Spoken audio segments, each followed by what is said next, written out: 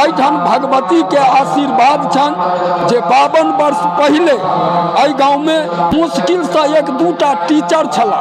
आई 52 वर्ष के जहिया से हम सब पूजा शुरू केलहुँ हैं तहिया से सैकड़ा engineer, MBBS doctor, IAS officer, अनेकों प्रकार के सरकारी सेवा में कार्यरत पदाधिकारी हमरा गाँव में एहि काली के द्वारा उत्पन्न कैल गेलै।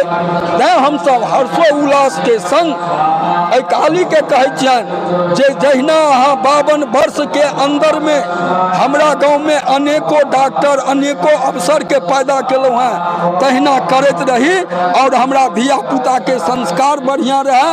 हमर समाज कालिकापुर के धरती जाबे रहते ताबे अहाँ के उत्साह में हम सब लीन रहब। ये जो भगवती है एक्चुअली पद्मासन है, इसलिए